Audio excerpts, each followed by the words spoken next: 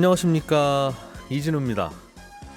원자재 가격이 오르면 납품 가격도 함께 오르는 납품 단가 연동제라는 법안이 최근에 국회 본회의를 통과했습니다. 이 법안이 통과되기까지 14년이나 걸렸다는데 구체적으로 어떤 내용을 담고 있는 법인지, 산업 현장에서는 앞으로 뭐가 어떻게 달라진다는 건지 자세히 짚어보겠습니다. 석유를 거래할 때는 거래 당사자들의 국적과 무관하게 미국 돈, 달러로 결제를 하는 게 오랜 관행이었는데요. 최근에 사우디아라비아를 방문한 시진핑 중국 국가주석이 앞으로는 달러 대신 위안화로 결제하는 게 어떠냐는 제안을 사우디에 했습니다. 미국 달러로만 거래하던 석유 시장에 새로운 변화가 생길 수 있는 뉴스라서 주목받고 있는데 이 소식도 자세히 들어보겠습니다. 우리나라의 10월 경상수지가 흑자를 기록했다는 소식 함께 짚어보죠. 12월 12일 월요일 손에 잡히는 경제, 광고 잠깐 듣고 시작합니다.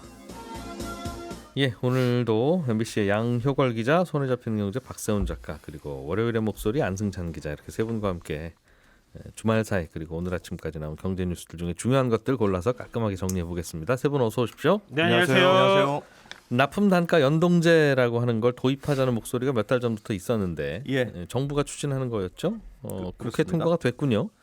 네, 지난 8일에 이 국회 본회의에서 이 대중소기업 상생협력 촉진에 관한 법률, 줄여서 이제 상생협력법이라고 하는데 이 개정안이 통과가 됐습니다.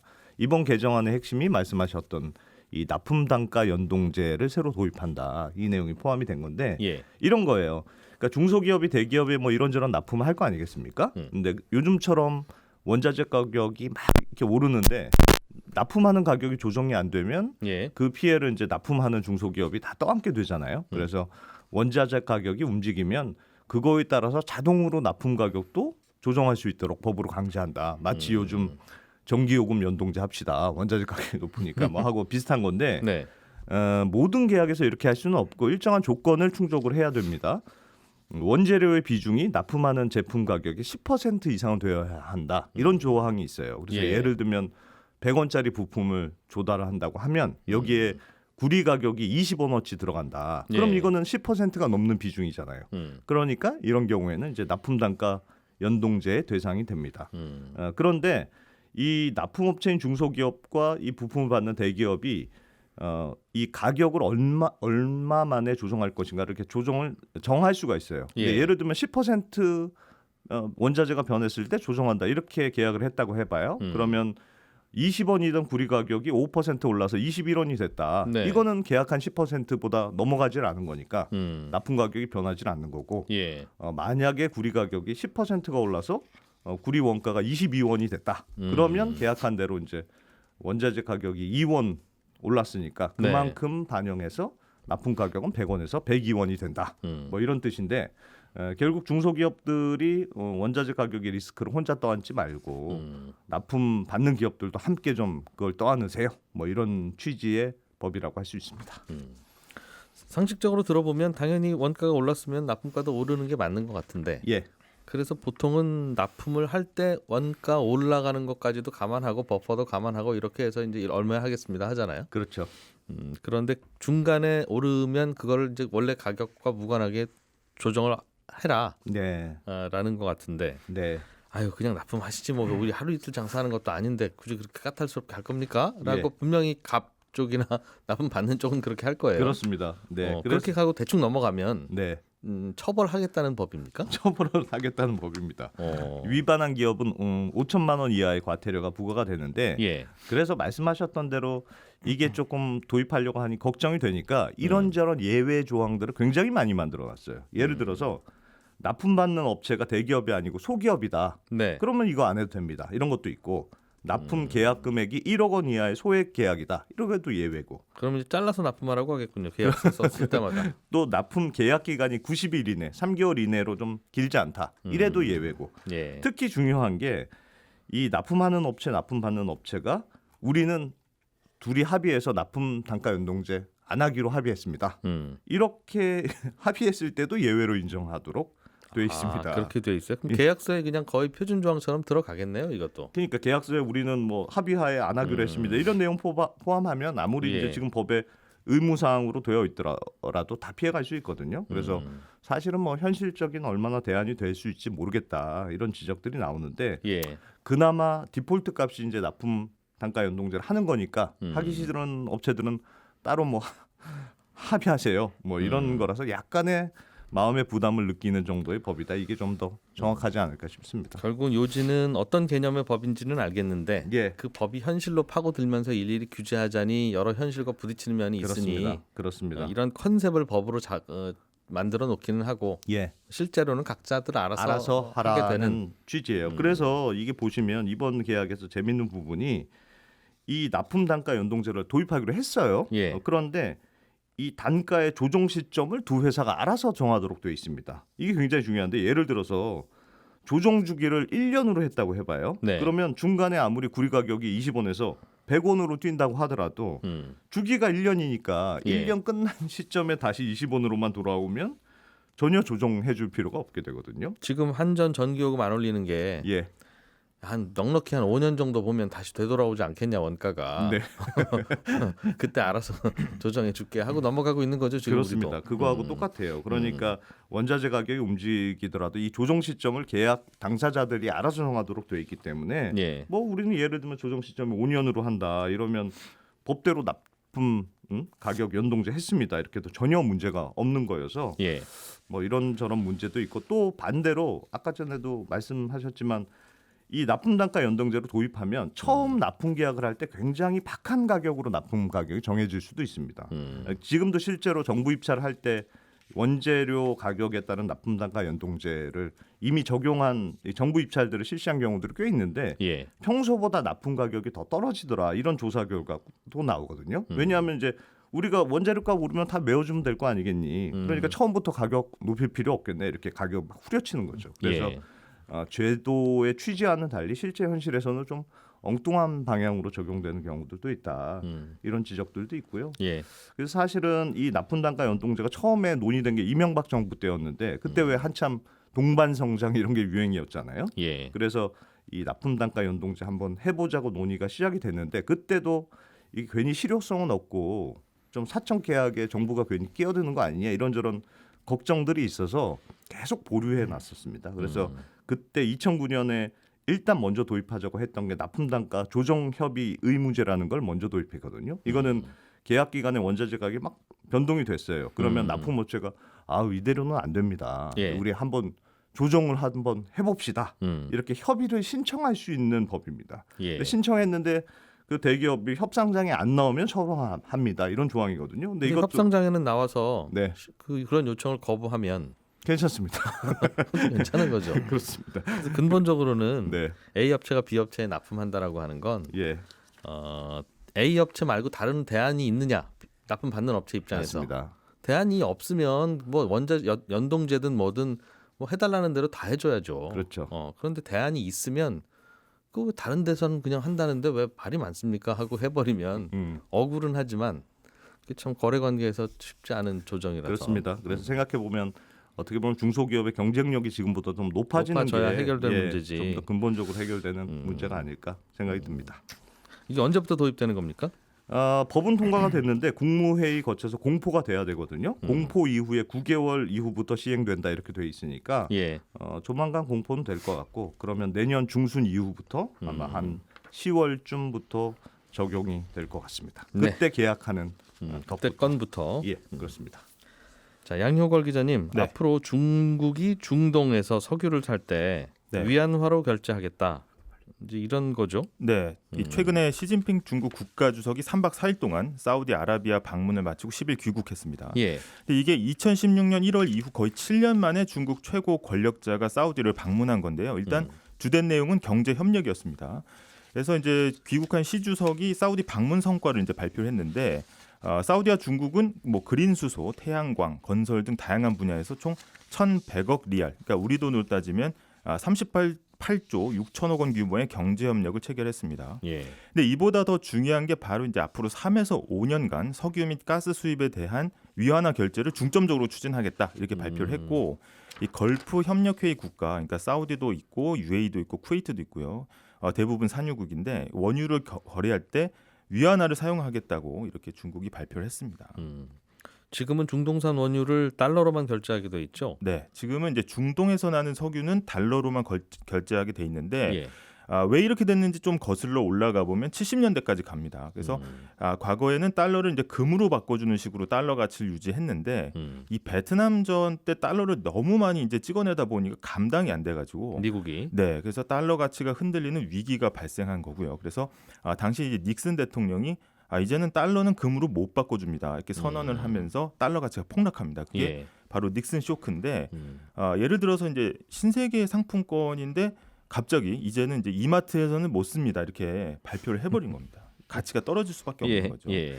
그래서 70년대는 달러 가치도 위기였는데 중동에서는 전쟁도 납니다. 그래서 중동 국가들이 기름 수출을 무기화하면서 기름값이 또 폭등을 하고요. 이게 예. 바로 예. 저희한테 잘 알려진 70년대 오일 쇼크인데 이때 이제 미국의 외교관인 당시 국무장관이었던 헨리 키신저가 사우디로 가서 담판을 하는데 네. 아니 안보 불안 겪고 있으니까 사우디 너희가 우리가 지켜줄게. 미국이 지켜줄게. 대신 앞으로 석유 팔 때는 달러로만 결제합시다. 이렇게 하면서 달러와 원유 가격을 이제 묶어놓는 1974년 석유 달러 결제 협정을 맺게 됩니다. 미국 입장에서는 달러화를 금으로 원래 정했던 가치로 못 바꿔주겠다고 선언한 다음에 네. 달러 가치가 자꾸 떨어지려고 하니까 네, 뭔가 다른 끈이 필요했던 거군요. 그렇죠. 그래서 일종의 묘수를 낸 건데 당연히 달러 가치는 확 올라갔습니다.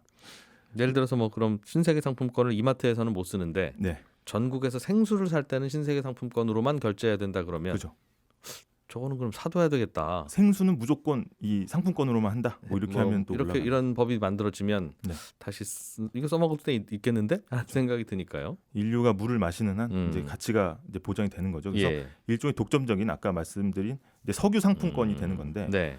이게 1970년대 중반을 거치면서 흔히 우리가 이제 오펙이라고 불리는 석유 생산국 전체로 확대가 됩니다. 그래서 석유가 영어로 페트롤륨이니까 예. 앞글자만 따서 이 페트로 달러 시스템이라고 불리는데 이 석유가 달러로만 거래되니까 수입국들은 항상 이제 달러 비축해놔야 되고요. 예. 달러가 기축 통화로서 힘을 이제 유지하게 되는 이제 든든한 뒷배가 이렇게 되게 되는 겁니다. 오히려 달러의 수요가 더 많아졌을 수도 있겠군요. 그렇죠. 예. 그런데 시진핑 주석이 원유를 위안화로도 결제할 수 있게 하겠다라고 하는 건 지금 네. 말씀해주신 이 룰을 네. 전국의 생수는 특정 백화점 상품권으로만 사야 된다는 룰을 네. 깬다는 거잖아요. 그렇죠. 이제 판을 이제 없는다는 건데 예. 9일에 열렸던 이제 중국 아랍 정상회의, 아랍 정상들이 이제 20개국 정도 모였습니다. 그래서 리야드 선언이라는 게 나왔는데 아랍 국가들이 하나의 중국 원칙을 지지하고 대만 독립 반대를 확인했습니다. 특히 이번 원유의 위안화 결제 추진이 이제 대만에서 미국과 충돌이 벌어졌을 때 서방이 일단은 중국의 에너지 공급부터 끊을 것이다. 여기에 대비해서 중국이 안정적인 파이프라인을 확보했다는 의미도 있고요. 네. 아마 러시아 우크라이나 전쟁에서 아마 교훈을 좀 얻었을 수도 있겠죠. 사실 중국과 미국 사이가 안 좋아졌을 때 미국이 중국의 달러 결제망을 아예 끊어버릴 수도 있잖아요. 그렇습니다. 이번에 러시아가 당했던 예. 것처럼. 스위프트망처럼 이렇게 아예 그냥 돈줄을 말라버린다든지 아니면 에너지줄을 끊어버린다든지 이런 게 있기 때문에 이게 안보 위협으로 생각했을 수 있고요. 예. 최근 미국이 이제 대만에 대해서 약 5,600억 원어치의 전투기 수출을 승인했습니다. 여기에 대한 보복 조치라는 분석도 있고 결국 이 종합하면은 미국 패권에 대한 도전, 미국 패권의 가장 중심에 있는 달러 패권을 약화시키겠다 이런 뭐 제스처로 볼 수 있고 예. 현재 강달러를 넘어서 킹달러로 가고 있는 달러에 대한 전망도 장기적으로는 변할 수가 있습니다. 그래서 지난 7월에 바이든 대통령도 사우디를 방문했는데 그래서 이제 원유 좀 뭐 물가가 가파르게 오르니까 예. 기름 좀 증산을 해라 이렇게 요청했지만 거부당하면서 망신을 당하기도 했었죠. 그래서 근데 이제 미국이 또 어떻게 보면 현재 세계 최대 산유국입니다. 그래서 네. 자국 원유 소비의 90%를 이제 자국 생산으로 충당하고 있거든요. 이 셰일가스 덕분인데 쉽게 설명하자면 이제 바위 틈에 조금씩 끼어서 채취가 어렵던 기름과 가스를 뽑아내는 기술을 이제 개발하면서 중동에 대한 에너지 의존도가 확 줄었고 예. 물건을 덜 사가니까 이게 일단 사우디가 미국에게 소위 삐진 가장 큰 이유가 되겠습니다.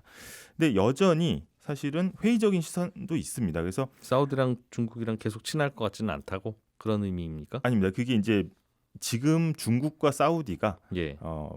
위안화 결제를 한다고 해서 단기간에 바로 바뀌긴 좀 어렵지 않느냐. 사이는 뭐 계속 유지가 되더라도 예. 이 결제 자체 시스템을 바꾸기는 어렵다라는 회의적인 시선도 있는데 가장 큰 원인이 이제 사우디도 자국통하고 달러를 연동한 이제 고정 환율제를 실시하고 있고요. 사우디 내부의 환율 제도가 네. 예. 그리고 달러가 아닌 다른 통화로 결제하면 이게 좀 불안해질 수가 있거든요. 그래서 석유를 달러로 팔면서 또 막대한 달러 좀 벌어들이고 있고 요즘 좀 재미를 보고 있겠죠. 그래서 아직까지도 이제 사우디는 안보는 미국에 의존하고 있고 하기 때문에 중국을 과연 그럼 선택하겠냐 갑자기 뭐 이런 회의적인 시선도 있습니다. 그래서 미국 외교 전문지는 이번 방문이 이제 사우디와 미국의 일부 일처제가 끝난 것을 보여줬다 이렇게 평가하기도 했는데 어떤 상징적인 의미가 굉장히 크다고 볼 수 있겠습니다. 보통 친하던 사이가 깨지면 이런 걸로 슬슬 벌어지기 시작하잖아요. 그렇죠. 예. 네. 그래서 이게 시작 아니겠느냐라고 네. 생각하고 중동의 탈미국화가 시작되면 네. 결국 미국 달러 가치는 설명해 주셨듯이 중동의 석유가 반드시 달러로만 거래되어야 한다는 그 원칙 때문에 유지되는 거라면 만약 네.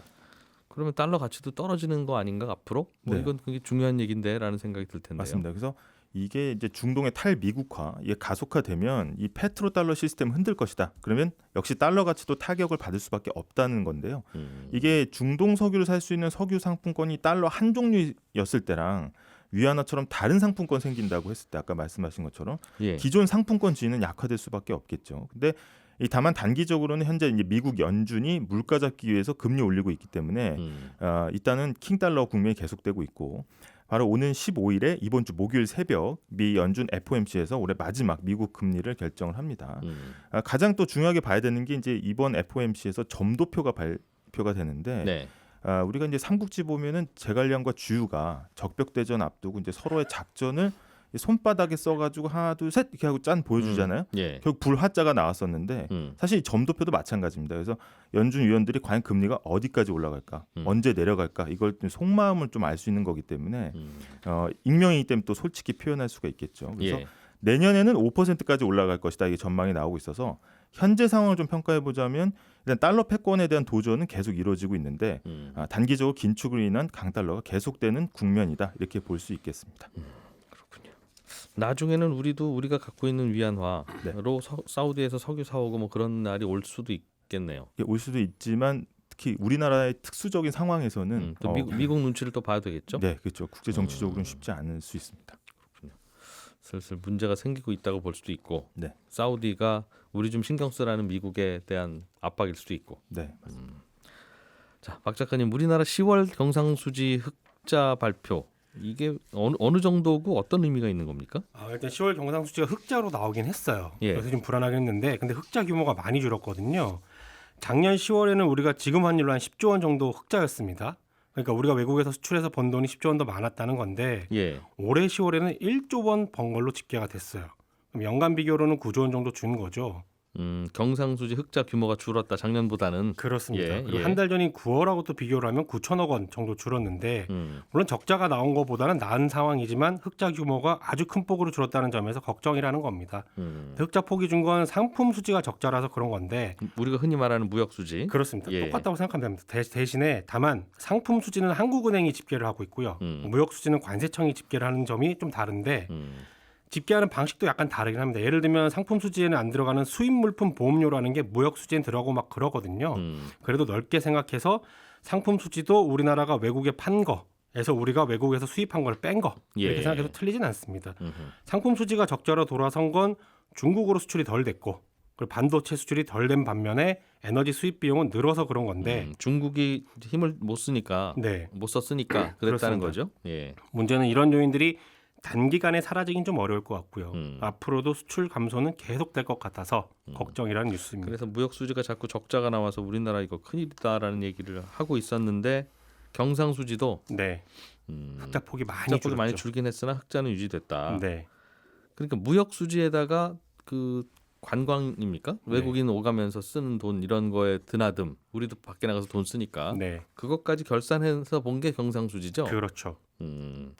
그러면 상품 수지, 무역 수지는 우리나라 적자인데 경상 수지로 봐서 흑자면 외국인이 우리나라 와서 쓴 돈이 좀 더 많다? 뭐 그런 뜻입니까? 그런 것도 있고 본원 소득 수지라는 게 있습니다. 예. 좀 어려운 개념이긴 한데 여기 좀 1년 전보다 늘었거든요. 그러면서 흑자가 나왔는데 요 본원 소득 수지라는 건 우리나라 국민이 외국에 투자해서 벌어오는 돈 예. 또는 외국에서 일하고 벌어오는 돈에서 외국인들이 우리나라에서 벌어 나가는 돈을 뺀 금액입니다. 아, 손흥민 선수가 보내온 거 예, 그렇죠. 이런 거. 네. 예. 그리고 외국에 주식 투자했는데 배당 받는 거, 뭐 이런 거.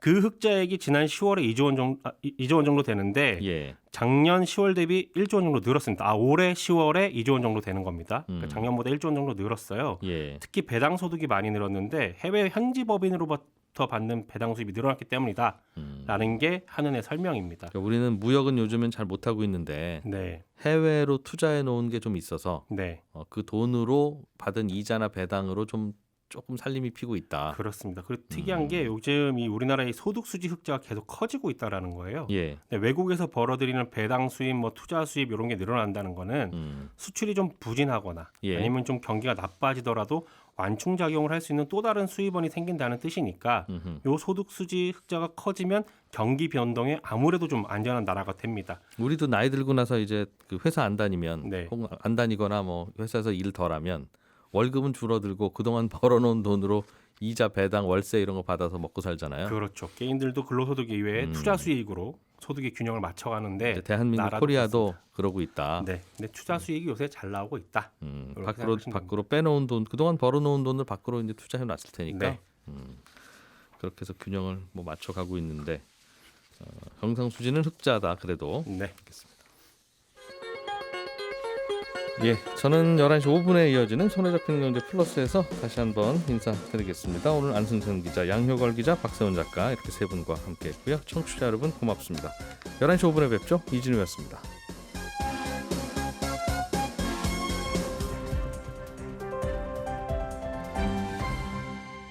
경제를 생각하는 사람들의 즐거운 습관. 이진우의 손에 잡히는 경제.